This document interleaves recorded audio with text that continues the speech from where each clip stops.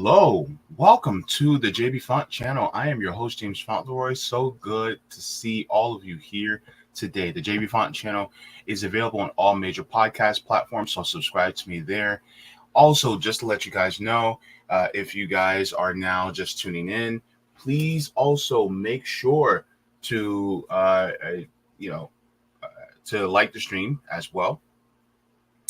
And it's so good to see all of you here today on this beautiful day for reading. It is an enjoyable day for reading. And, oh yeah, I'm also part of the Revolutionary Blackout Network, so you can find me on there. And then also, if you guys would like to, you guys can also subscribe to my Patreon on Patreon, and as well as if you guys would like to on Coffee, just to give you guys a little bit of a heads up. This is my Patreon, and this is the list of all the patrons on Patreon, as well as Coffee. For without you guys, I would not be able to do this. Thank you so very much. And I did update the list, so it is updated. So thank you so very much. Also, if you would like to, you guys can also join my Substack to get put on the mailing list, so you guys can get email notifications whenever I do go live, just like this stream as well. Thank you so very much to all of you. Now, just as a thing to mention as well, look, we're doing a reading. We are doing the Autobiography of Assata Shakur. And yes, we are going into chapter 12. Ooh, this is going to be a good one. I'm telling you right now, when reading this chapter, this was Assata Shakur's introduction into the actual left. And this was very interesting because she goes over some history as to how things happen. And a lot of times we're told certain things, but history is written by the victor, right? Like, you always get the history of the hunter, but the lion's perspective is never told. And so that is what you're getting from Assata Shakur's part in this book, is instead of getting the hunter's perspective, you're getting the lion's perspective, or the gazelle's perspective. You know what I mean? And so as I was reading this just was slapping me in the face with some truths. And some truths about the left. You're going to enjoy this. You're going to enjoy this just as much as I have. I'm telling you right now, chapter 12, beginning on page 173. I am so excited to get into this. I don't want to waste any more time. Okay, so let's get into this. Assata Shakur, chapter 12. When I entered Manhattan Community College, I fully intended to major in business administration and then graduate into a job in marketing or advertising. Instead, I took only one business course. History, psychology, and sociology interested me more than learning how to sell somebody something. Amen. I had truly looked up. I had gone back to school at a time when struggle and activity were growing, when Black consciousness and nationalism were on the upswing. I had also looked up on the school. Manhattan Community College had a very high percentage of Black and third world students, more than 50%. By the way, whenever somebody says third world, especially back then, we mean developing countries now. So, I understand for some people that may be a little bit offensive to say third world, but, now it's developing, but it wasn't viewed that way back then. So that's why she uses this type of phraseology now. So, but the level of activity was high, both on campus and off. The Golden Drums, the Black organization on campus, whose president was a principled, disciplined brother named Henry Jackson, was pushing for more Black study courses, Black teachers, programs more responsive to the needs of Black students, and cultural awareness. They gave all kinds of programs on African dancing, drawing, and more. By word of mouth or by the bulletin board, we were turned on to concerts, plays, poetry readings, etc. The Last Poets, a group of young Black poets, knocked me out. I had always thought of poetry as a European sense, but the Last Poets spoke in African rhythms, chanted to the beat of African drums, and talked about revolution.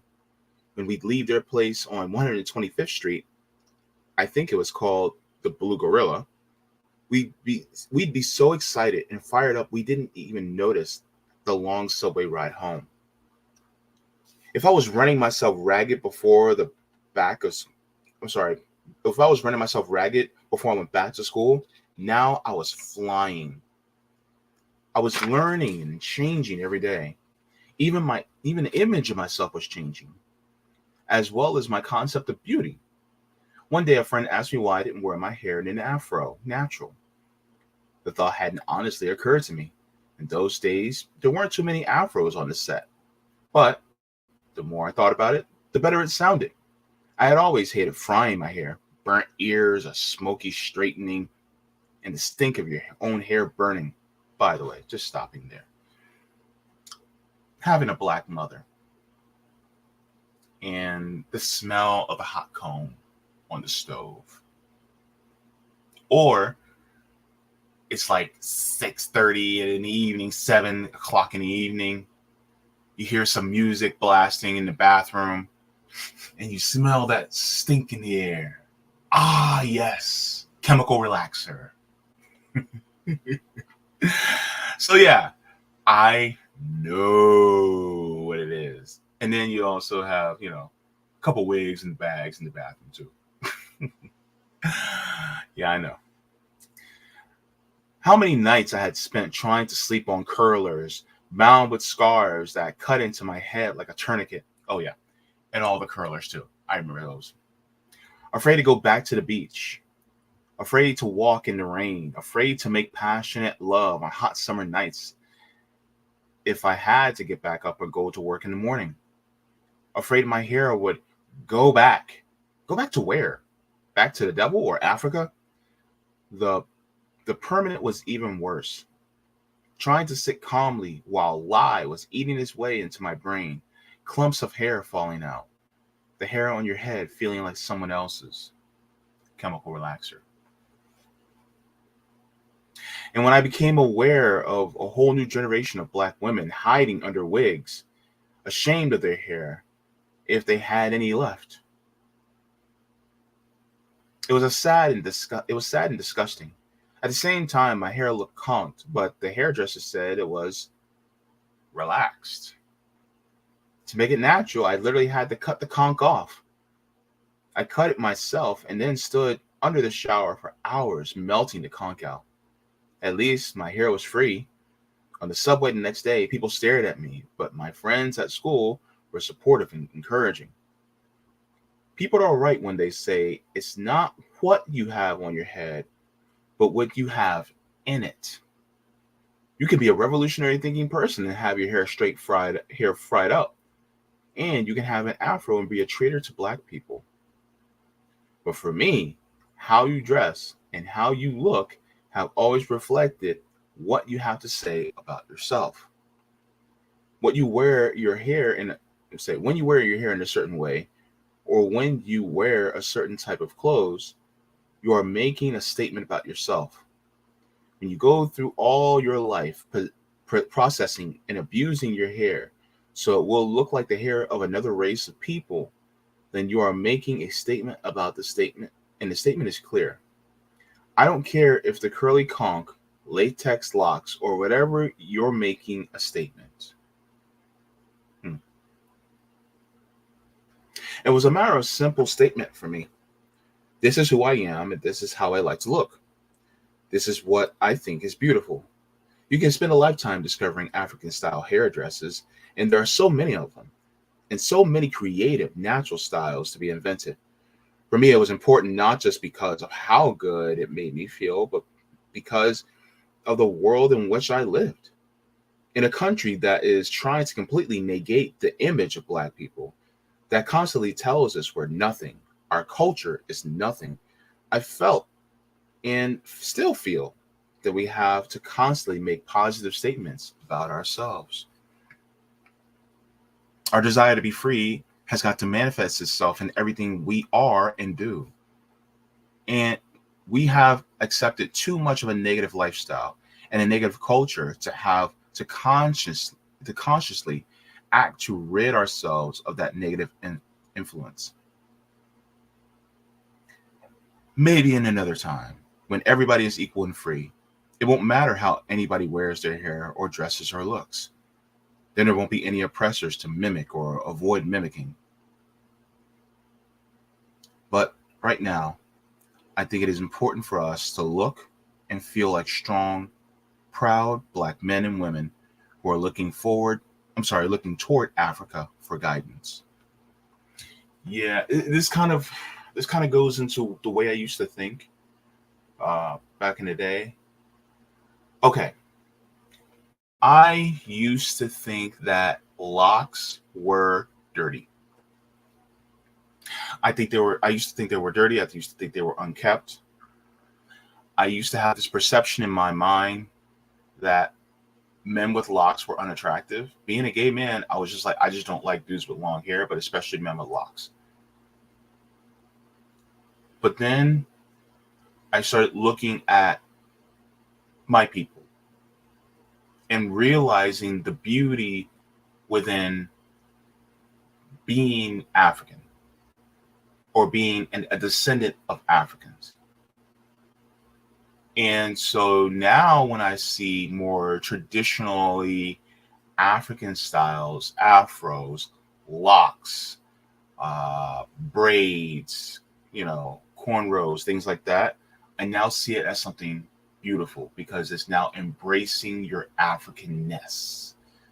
I don't see it as something that is ugly anymore. In fact, I go out of my way to compliment someone that has locks.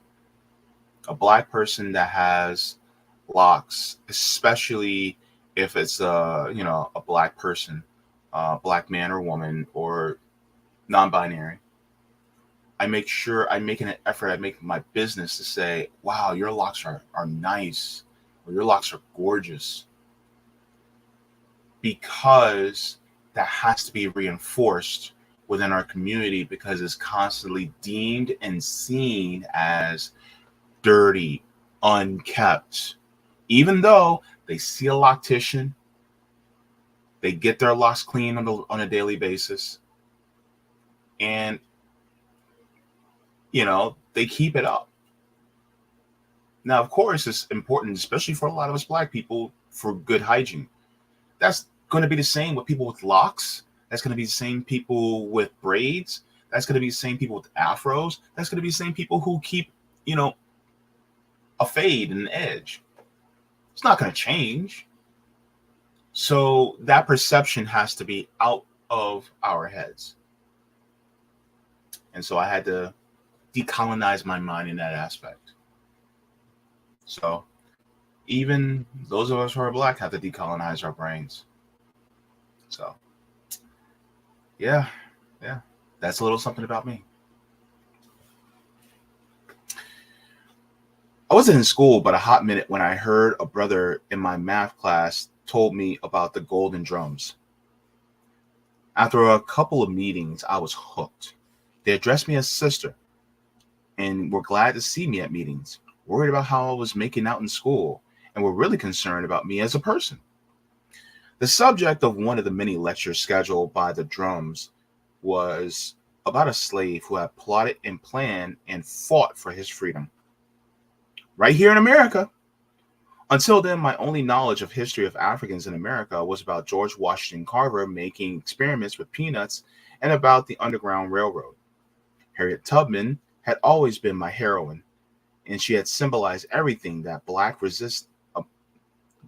that was about Black resistance for me. But it had never occurred to me that hundreds of Black people had got together to fight for their freedom. The day I found out about Nat Turner, I was affected so strongly it was physical. I was so souped up on adrenaline, I could barely contain myself. I tore through every book my mother had. Nowhere could I find the name Nat Turner. I had grown up believing that slaves hadn't fought back. I remember feeling ashamed that they talked about slavery in school. The teachers made it seem that black people had nothing to do with the official emancipation from slavery. White people had freed us.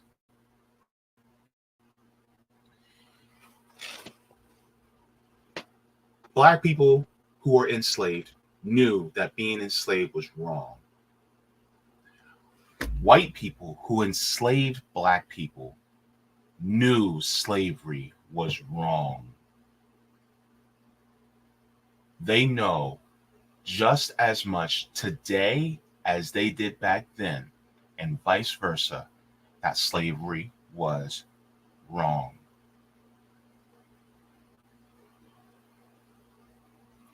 So to say that it was just the times is a weak excuse. They knew it was wrong. We knew it was wrong. And a lot of our ancestors fought for that freedom. So yeah.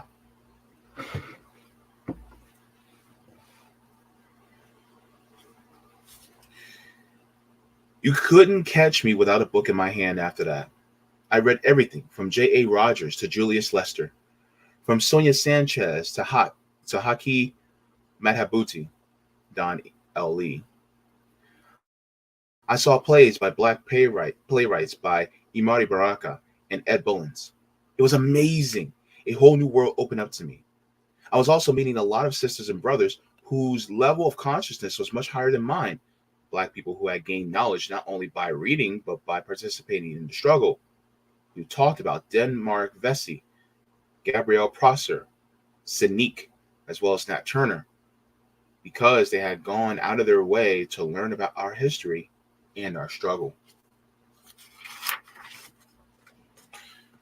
Many of us have misconceptions about Black history in America. What we're taught in the public school system is usually inaccurate, distorted, and packed full of outright lies. Among the most common lies are that Lincoln freed the slaves, that the Civil War was fought to free the slaves, and that the history of Black people in America had consisted of slow but steady progress, that things have gotten better bit by bit. Belief in these myths can cause us to make serious mistakes in analyzing our current situation and in planning future action. I'm going to read that sentence again.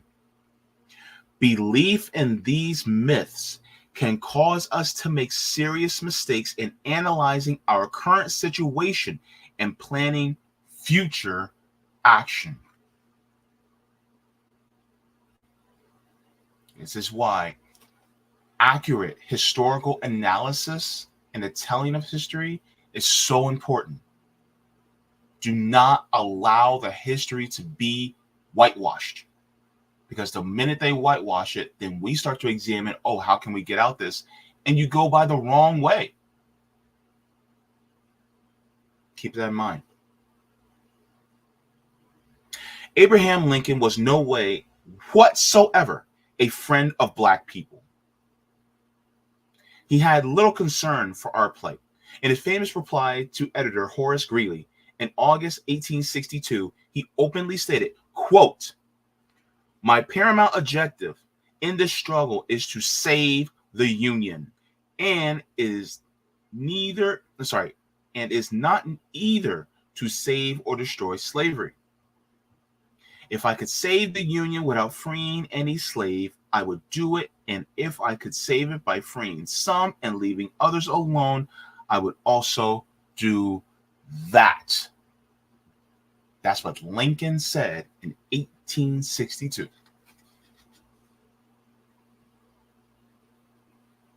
Lincoln was elected president in 1860. Immediately afterwards, South Carolina had a convention and unanimously voted to withdraw from the Union. Before he had even been inaugurated, Florida, Georgia, Alabama, Mississippi, Louisiana, and Texas followed suit. In his inaugural speech on March 4th, 1861, Lincoln said that slavery was legal under the Constitution and that he had no right and no intention to abolish slavery. Oh my God, we're the party of Lincoln. Exactly. He further promised to enforce the Fugitive Slave Act, which permitted Southern slave owners to reclaim their escaped slaves in northern states. What the law actually did was give any white man with a certificate of ownership the right to kidnap any free black man, woman, or child in the North and force them into slavery. Because of this position, Lincoln received a great deal of criticism from black abolitionists. Ford Douglass, a runaway slave who accompanied Frederick Douglass on his anti-slavery tours in the West, blasted Lincoln's position, saying, in regard to the appeal of the fugitive slave law, Abraham Lincoln occupies the same position that the old Whig Party occupied in 1852. Here, then, is Abraham Lincoln in favor of carrying out that infamous fugitive slave law that not only strikes down the liberty of every black man in the United States, but virtually the liberty of every white man as well. For under law, there is not a man in his presence who might not be arrested today upon the simple testimony of one man, and after an ex parte trial, hurried off to slavery and into chains.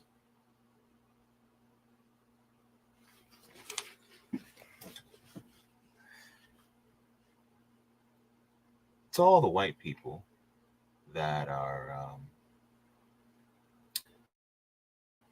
in prison right now, that are working as slaves in prison, because slavery wasn't truly abolished in this country, now you guys are caught in the crossfire of slavery too. See why black liberation is so important? Because if they do it to us, they're going to do it to you. This is what I've been saying. If they oppress us, what makes you think they're not going to do the same to you? Keep that in mind.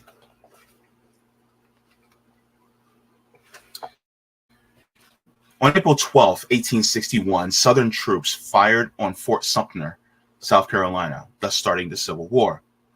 The response of the Northerners was electrifying. Millions who had been indifferent or lukewarm on the secession of the South jumped on the bandwagon to defend the Union. But the enthusiasm was short-lived. They already viewed black workers in the North as competitors for their jobs, and the white Northerners, for fear of losing even more jobs to the blacks, refused to enlist in sufficient numbers for the North to win the war.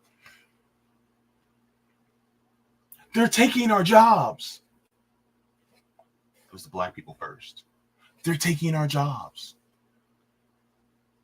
Then it was the Chinese. They're taking our jobs. Then it became other immigrants. They're taking our jobs. It became the Mexicans, Guatemalans, Hondurans, Nicaraguans. They're taking our jobs. Yep. It all goes back to, see, when the draft was enacted, tens of thousands of white workers in New York City took to the streets and brutally and murdered every black person they could find. It has been estimated between 400 and 1,000 blacks as result of the so-called New York law riots. Draft riots and the murder of blacks also took place on northern cities, in other northern cities, Lincoln had originally opposed blacks fighting in the Civil War, stating, I admit that slavery is the root of the rebellion, and at least it's sine qua non, I will also concede that the emancipation would help us in Europe. I grant further that it would help somewhat at the North, though not so much, I fear, as you and those you represent imagine. And then, unquestionably, it would weaken the rebels by drawing off their labors, which is of great importance. But I am not so sure we could do much with the blacks. If we were to arm them, I fear that in a few weeks the arms would be at the hand of the rebels. That's page 265. Northern whites were more than happy at the prospect of black people fighting in the war. The published newspapers of the day reacted to the sentiment of many Northerners. Some say it's a burning shame to make the niggers fight, and that the trade all been kilt belong to the white. But as for me, upon me soul, so liberal are we here. I'll let Sambo me murdered in place of myself on every day of the year. And I did that with an Irish accent on purpose.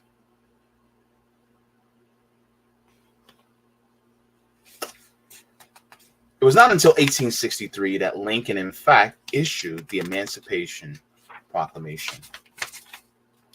But the document had very little immediate effect. It freed slaves only in the Confederate States. Did you know that? The slaves in states loyal to the Union remained slaves. Lincoln clearly did not believe black people could live in the U.S. as equal citizens. In the Lincoln-Douglas debates, he stated, quote, "If all earthly power were given to me, I should not know what to do as to the existing institution. My first impulse would be to free all the slaves and send them to Liberia, to their own native land. But a moment's reflection would convince me that whatever of high hope there may be in this, in the long run, its sudden execution is impossible. What then? Free them all and keep them among us as underlings? It is quite certain that this betters their condition. I think I would not hold one in slavery at any rate. Yet the point is not clear enough for me to denounce people upon. What next? Free them and make them politically and socially our equals? My own feelings would not admit of this. And if mine would, we well know that those of greater mass of whites will not." Lincoln was a firm believer in the mass exportation of black people anywhere. In 1865, at the end of the war, he asked General Butler to explore the possibility of using the Navy to remove black people to Haiti or to other areas in the Caribbean and South America.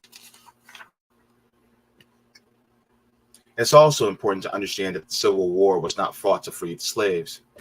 It was a war between two economic systems, a war for power and control of the U.S. by two separate factions of the ruling class: rich white Southern slave owners and rich white Northern industrialists.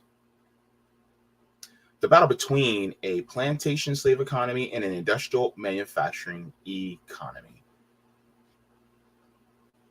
Capitalism.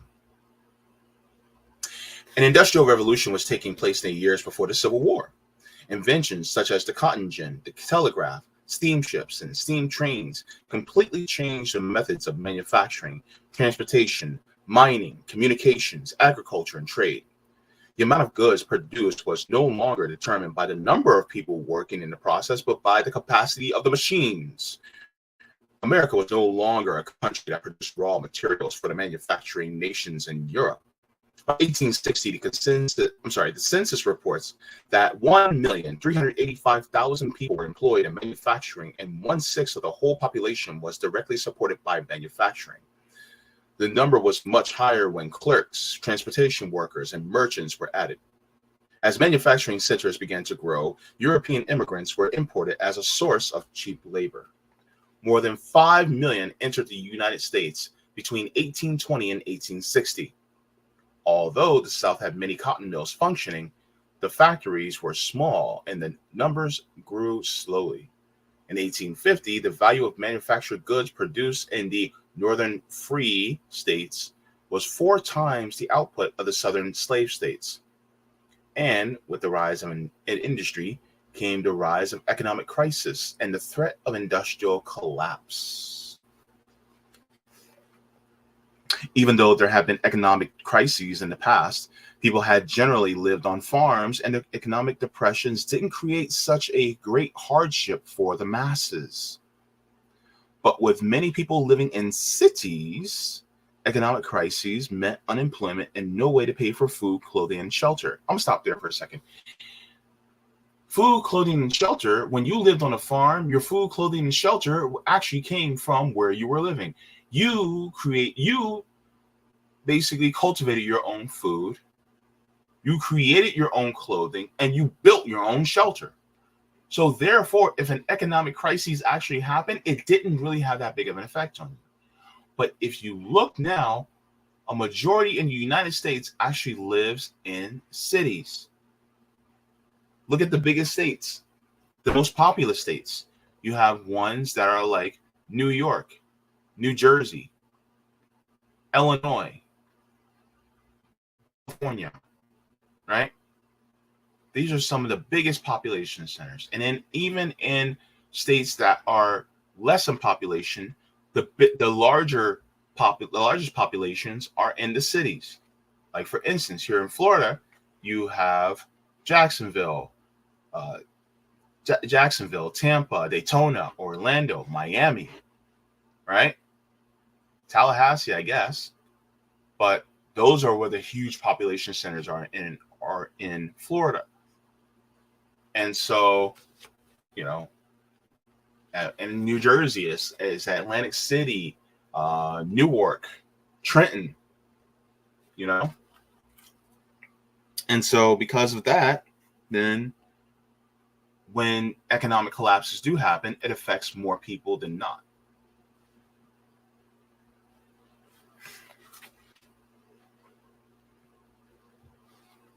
The first big crash came in 1825, followed by further depressions in 1829, 1837, 1847, and a severe depression in 1856. The recession in 1857 almost completely destroyed the early labor movement. The poverty in northern and southern cities was staggering. Rags, filth, squalor, hunger, and misery were words used to describe the ghettos of the 1800s. It wasn't just the 1920s and 30s. To solve the problems in the industrial cities, many called for reforms such as the abolition of debtor's prison, an end to the laws that kept white men who did not own property from voting, free education, the right to strike, an end to child labor, establishment of a 10-hour workday, and granting of land to the West to poor people in the cities. So if you notice, a lot of the things that we're really literally trying to fight for right now, they did that over and over and over in a capitalist system. So they tried to end child labor back in the 1800s, but then it came roaring, had their child labor again, and now we're talking about child labor today. Today we're talking about labor. They found 10-year-olds working in a McDonald's. 10-year-olds. They're finding 13-year-olds, kids working in slaughterhouses. They have chemical burns on them from the harsh chemicals that they use to clean these machines that are used to butcher, to cut the carcasses of livestock. Capitalism reverts back over and over and over again.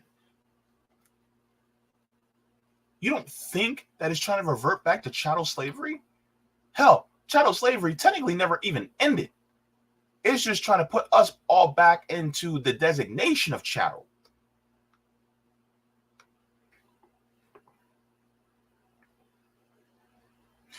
To solve the problems of the industrial cities, many called for reforms. Oh, I already read that. Sorry. Northern capitalists wanted new states to enter the Union as free states. Slave owners wanted new states to enter as slave states. To maintain the balance of power, the North and the South had entered into several compromises. The main one was the Missouri Compromise. Northern capitalists were afraid slave owners would open factories and produce goods more cheaply because they didn't have to pay for labor. White workers were afraid of losing their jobs because of slavery. Southern plantation owners, of course, wanted the system of slavery to expand across the country. It's all about money. All the differences between North and South were economic, not moral. For capitalists to control the economy and political system, the slave system had to be defeated. In 1856, a newborn Republican Party ran Abraham Lincoln, a former Whig, as their first presidential candidate. He lost. In 1860, he ran again with a strong 3-point platform. 1. To shut slavery out of the territories. 2. To establish large protective tariffs. 3. To enact a homestead law giving a medium-sized farm free to anyone willing to till the land.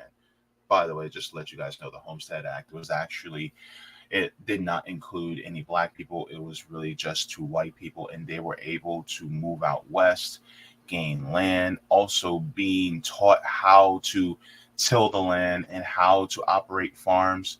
So then they were actually able to build generational wealth. So you see a lot of those farmhouses out west, they were owned by white people, but those white people that actually get those houses were actually helped by the government in order to have that land out west to build that generational wealth. And black people were not included.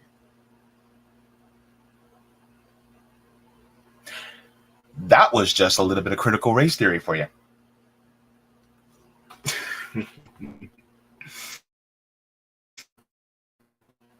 The platform was designed to ignore capitalists, white laborers, farmers, and abolition. For only a tiny portion of the population was the abolition of slavery a moral issue.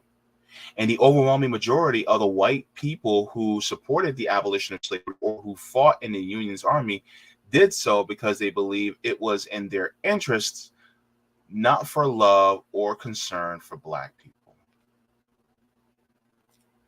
I was gradually becoming more active. I began to control my life. Before going back to college, I knew I didn't want to be an intellectual, spending my life in books and libraries without knowing what the hell was going on in the streets. Theory without practice is just as incomplete as practice without theory. I'm going to read that again. Theory without practice is just as incomplete as practice without theory. The two have to go together. I was determined to do both. The major way that I got hip to things was by listening to people. The black students going to Manhattan Community College belonged to every type of organization. There were black Muslims,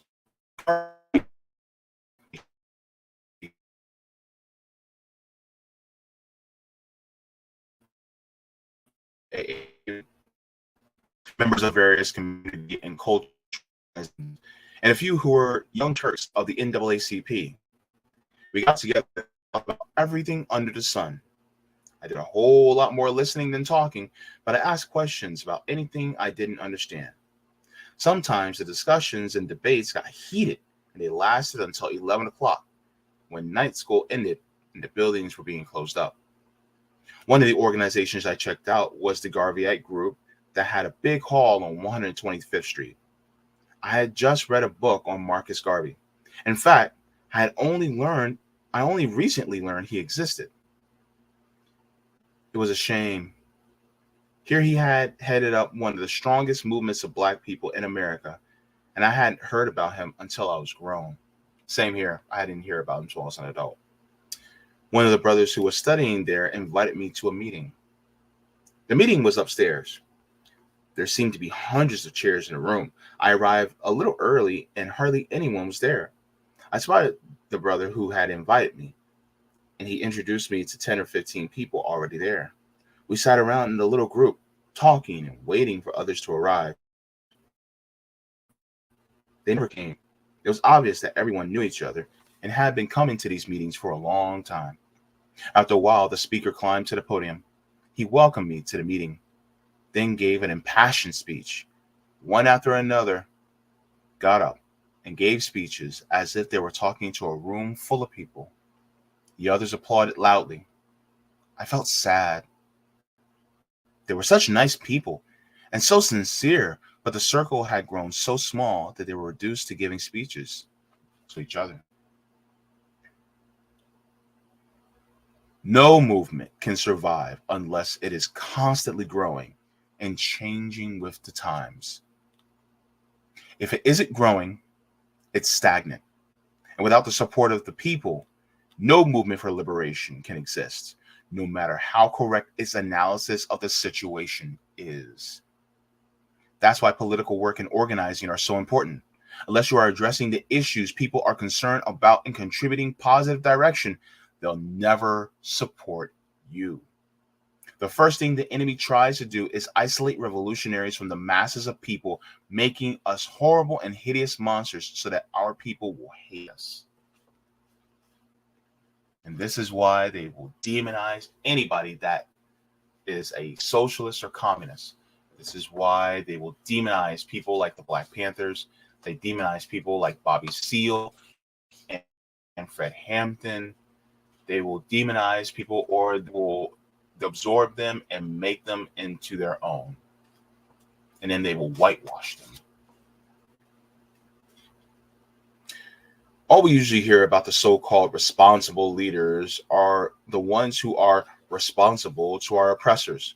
In the same way that we don't hear about the fraction of the Black men and women who have struggled hard and tirelessly throughout our history, we don't hear about our heroes of today.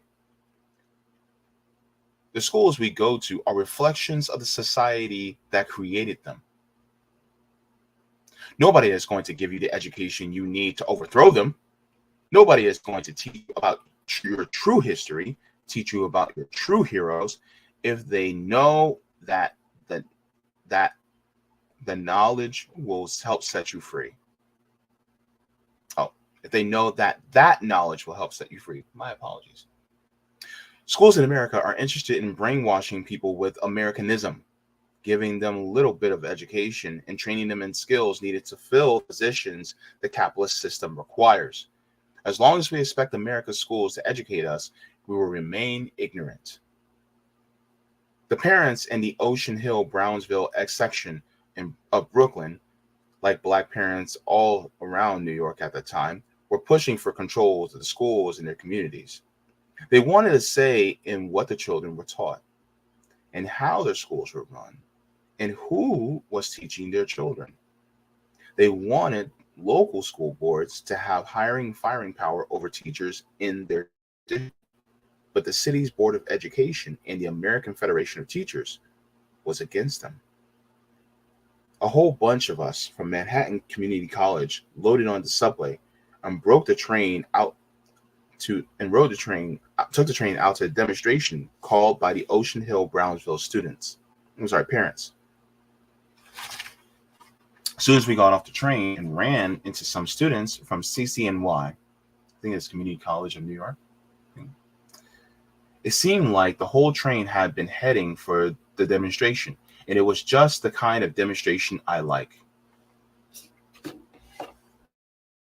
Something.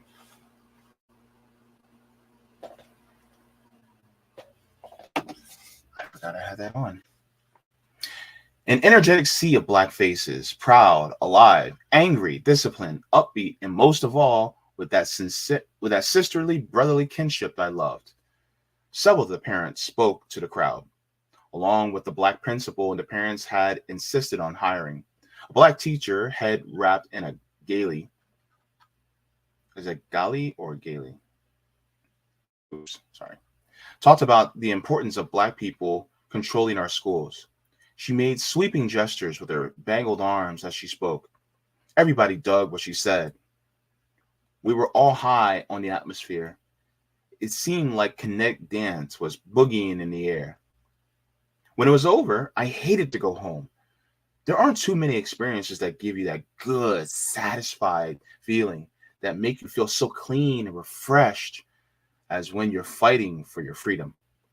Most of us felt that taking control of our neighborhood was the first step towards liberation. We sat in the subway station, tripping. When a train did come, we just let it pass.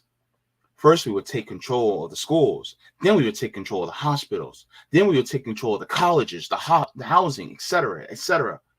Then we would take control of the colleges. We would have community control employment, welfare centers, city, state, federal agencies. Hold on for a minute, somebody said. What are y'all going to get the money to run all that stuff? We'll take community control of the banks, someone else answered. You better take control of the army too, because those banks aren't just going to let you take the money lying down. We'll take control of the political institutions in our community, and then we'll take control of the congressional seats, the Senate seats, the city council seats, the mayor's office, and every other office that we can take control of. We'll take control of the political offices so we can allocate money to the people who need it. Y'all are just wishing and hoping, somebody said.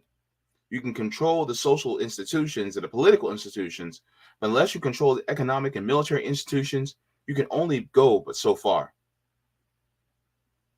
Everybody just got sort of quiet, thinking, well, what are we supposed to do then? Just sit back and do nothing? Fighting for community control is just the first step. It can only go so far. What you need is a revolution.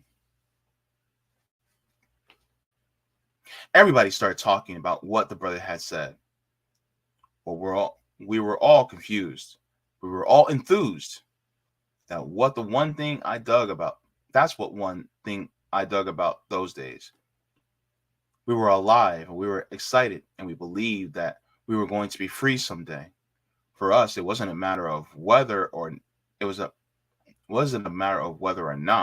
It was a question of how. We always started out talking about reform and ended up talking about revolution. If you were talking about anything except a few little jive crumbs here and there, reform was not going to get it. I was long past the day when I thought that reform could possibly work. But revolution was a big question mark. I believe with all my heart that it was possible. The question was how. You guys find yourself asking that question, like, how is revolution possible? It is. It's happened many places.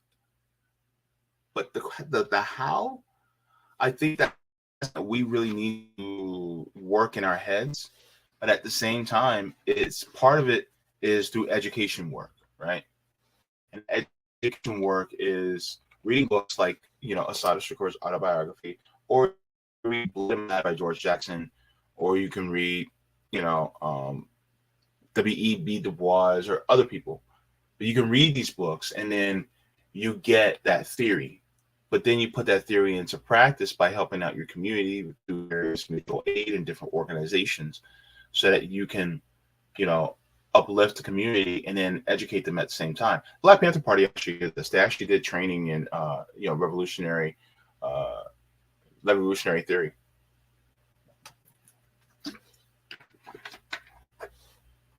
That's very important.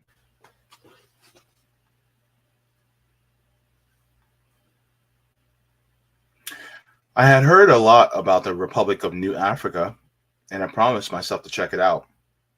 The provisional government of the new Republic of Africa advocated the establishment of a separate black nation within the United States, to be made up of what is now South Carolina, Georgia, Alabama, Mississippi, and Louisiana. At the time, I thought the group was kind of wild and far out, but I got a good feeling being around them, and the idea of a black nation appealed to me. The first time I attended the Republic of New Africa event, I drank in the atmosphere and enjoyed the easy audacity of it all. The surroundings were gay and carnival like. Gay isn't happy, not get high. You know what I mean? A group of brothers were pounding the Watusi, Zulu, and Yoruba messages on the drums. Groups of sisters and brothers danced to motherland rhythms until their skins were glazed with sweat. Speeches were woven between songs and poems. Vibrant sisters and brothers wrote strongly. Bald-headed brothers wearing combat boots and military uniforms stood around with their arms folded, looking. Little girls running and laughing, their heads wrapped with gates. Tiny little boys wearing tiny little dashikis. People calling each other names like Jamal, Malik, Sandalwood, and coconut. Red, black, and green flags hung from the rafters along serious-looking young men wearing jeans and past leaflets. Exotic-looking sisters and brothers decked out in red, black, and green.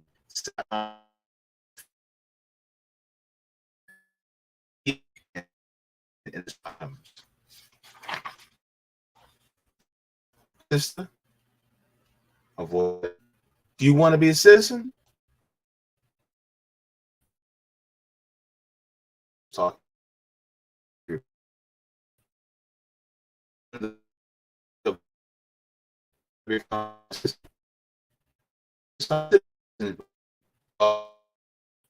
want a name?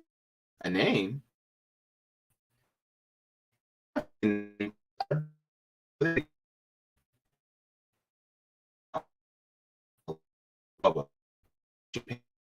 And match your pat.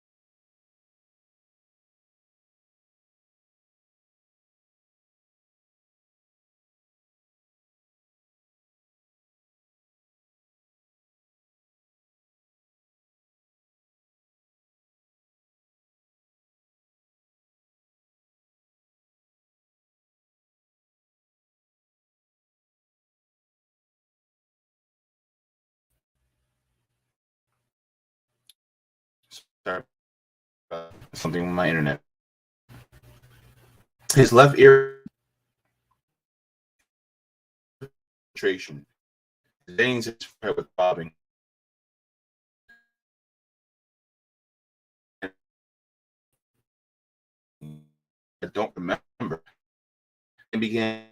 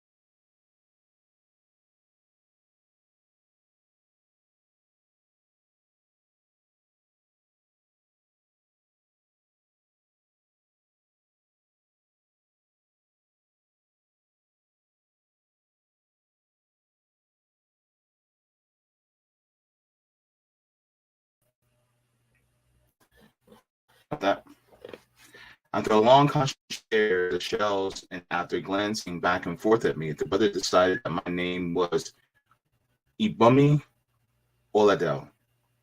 He spelled the name out to me as I wrote it down, and I hurried over to the sister's table and became a citizen of the new republic. Ibumi Oladel. I like the way it sounded, soft and musical, kind of happy sounding. I filed my new name away in a pocketbook, in the atmosphere, tripping out in the idea that a black nation in Babylon, a nation of the beast. Imagine black youth flourishing, being nourished in the black schools themselves, controlling their lives and institutions, to build humane society, suffering black women for the hands of America. My mind takes on the idea. In a minute, I was imagining black and green buses, apartment buildings, television shows, movies that reflected the real quality of black life rather than the real quality of white racism. I imagined everything. Falconville for revolutionary leaders around the world at the Black House. Sure enough, I like the idea of a black nation, but I didn't give it any serious consideration as possible solution. That sounds like Wakanda. Back then, the idea just seemed too far-fetched. I guess at the time, having an African name seemed a little far-fetched too. I told my friends about the name, talked about it for a few days, and then promptly forgot.